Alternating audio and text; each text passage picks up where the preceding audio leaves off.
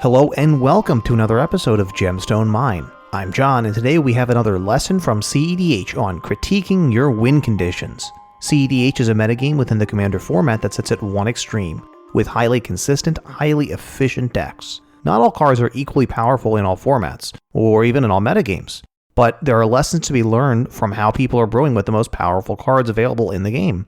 One of the big differences between cEDH and other games of Commander is the importance placed on the win conditions which your deck will use to win the game. In cEDH, win conditions often need to be good enough to win on the spot, as passing the turn to the next player can sometimes mean you are going to lose the game.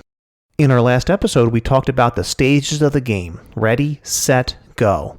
Today, we're going to focus on going for it, with a brief rundown on how to analyze your win conditions and determine if they're appropriate for the table you're going to be sitting down at. Now, to be clear, not every deck needs a definitive A+B windmill slam game-ending win condition.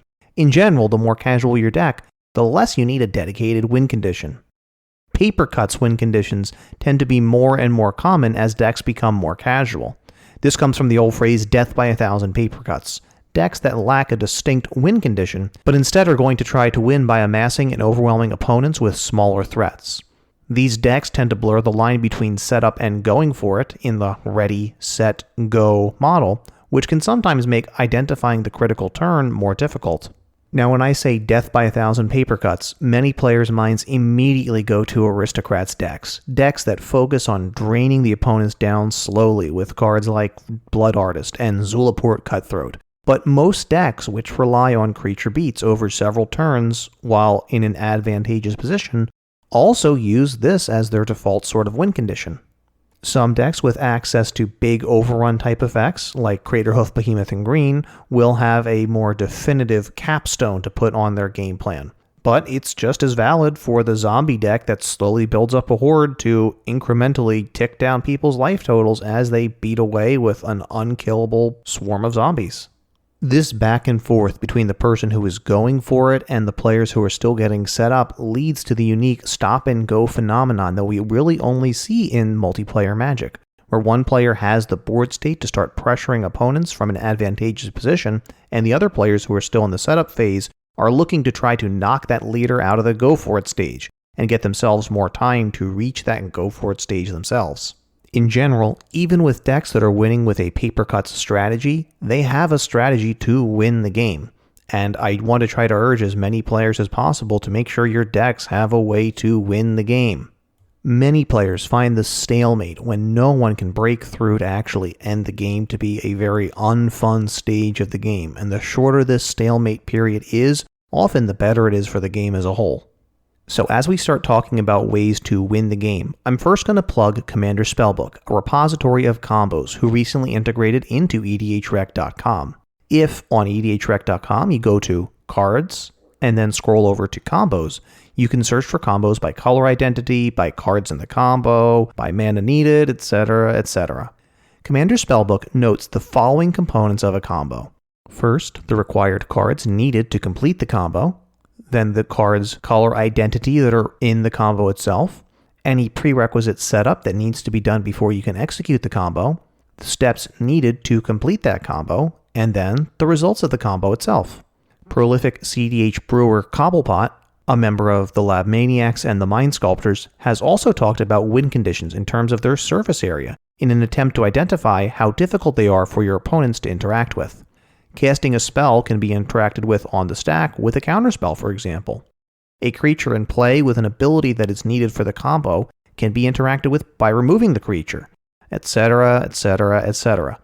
This also leads into the concept of the clock of a win condition. How long will it take before you can end the game? How many times does each opponent get to untap to respond to your win condition?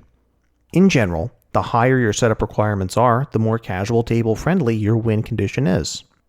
The greater the surface area your opponents get to interact with your win condition, the more it'll be accepted at casual tables. The longer the clock you present to your opponents, that increases the surface area, the more chances they get to draw an answer to the threats that you're playing. Even a Voltron deck that starts swinging with a big, beefy commander early on will still likely take multiple combat steps to actually win the game against multiple opponents. Tuning your win conditions to your metagame and playgroup often involves adjusting the surface area you present to your opponents. One issue that extremely casual playgroups sometimes run into is that they completely eschew interaction altogether, which often means that very casual playgroups may only be equipped to handle win conditions through combat damage. So this is something to consider if you're sitting down to play with very casual playgroups. The first step to critiquing your win conditions is to look at the setup cost. What cards will you need to have access to? How much mana will you need to pay to access the effects you need from those cards? Consider also the cards you'll need beyond the strict win conditions themselves. While Grey Merchant of Asphodel can certainly win the game, you'll often need more permanents with more black mana pips on the table to actually make it a surefire win. And even Craterhoof Behemoth needs at least a few creatures on the battlefield to make sure it'll finish off your opponents. Looking at the mana cost needed to pull off this win condition is often going to be a good way to estimate the minimum critical turn of your deck.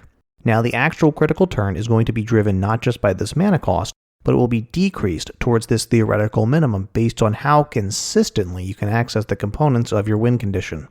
The more card draw and more tutors you put into your deck will help you drive down the critical turn towards the minimum, whereas going lighter on these elements will often mean raising it above that minimum threshold.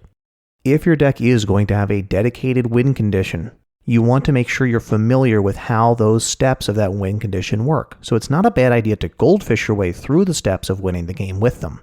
Playing through the steps you will take to win the game will also enable you to see the surface area of your win condition that opponents will have the ability to interact with, and help you to estimate the clock on that win condition. At each step along the way, think about how someone could stop this win condition. Would they need counterspells? Some type of removal spells? Even fogs to stop combat damage could make a difference. Effects which are more prominent in your metagame and playgroup are going to be the ones with the greatest potential to impact on your deck's win conditions.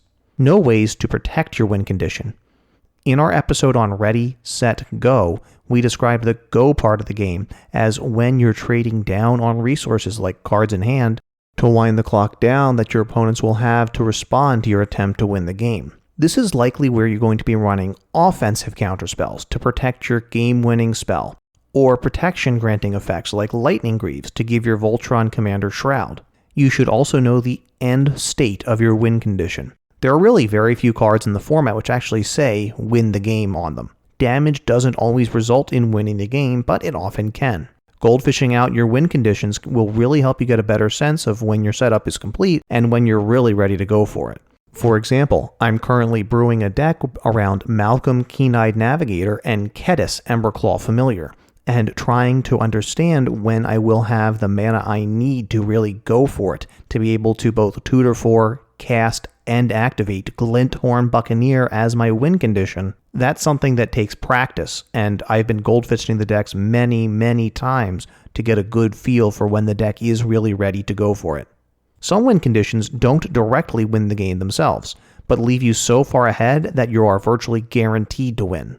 Ad nauseum is this in a cEDH game. Having 20 more cards in your hand than each opponent probably means you're going to be able to put together a win and be able to protect it. Now, a slightly more advanced topic, and one we'll need to cover in greater detail in a future episode, will be on layering and variant win conditions. Layered win conditions are when you have cards which can be part of multiple win conditions, or are just good in other situations in your deck. For example, decks that are playing with the recently printed Conspicuous Snoop as part of a win condition often rely on stacking the top of their deck with Kiki-Jiki and other goblins in order to score a win. But the goblin tutors that allow this also layer nicely with Dockside Extortionist to go for infinite mana if the plan A of winning with Conspicuous Snoop it isn't coming together or is stopped in other ways. It also will often layer in effects like Felidar Guardian as another way to win the game with Kiki-Jiki if Conspicuous Snoop is stopped. Variant win conditions are win conditions that are similar in setup and in practice with some minor differences, often in terms of cost or specific effects and wording printed on the card. Decimator of the Provinces can be much cheaper to cast than Craterhoof Behemoth, but can often achieve the same effect of ending the game with your horde of creatures. Veto, Thorn of the Dusk Rose, does a very nice impression of Sanguine Bond to allow you to win the game in combination with Exquisite Blood. Both variant and layered win conditions add a lot of extra consistency to your deck, which do make it more optimized and may make the deck less friendly to casual tables. Keep an eye on this podcast because over the next few weeks we're going to start delving into different win conditions, both from cEDH and ones that are more appropriate for more casual tables. Be sure to tell us what win conditions you are interested in hearing about or ones you just want to share. Leave us a comment on YouTube, you can add us on Twitter where we are GemstoneMineMTG, or you can send us an email where we are gemstoneminepodcast@gmail.com. Until next time, I'm John, this is Gemstone Mine, take care. You can reach the crew from Gemstone Mine on Twitter @GemstoneMineMTG, or send us an email at gemstoneminepodcast@gmail.com. On YouTube, we're Gemstone Mine Podcast. Be sure to like, subscribe, and hit the notification bell.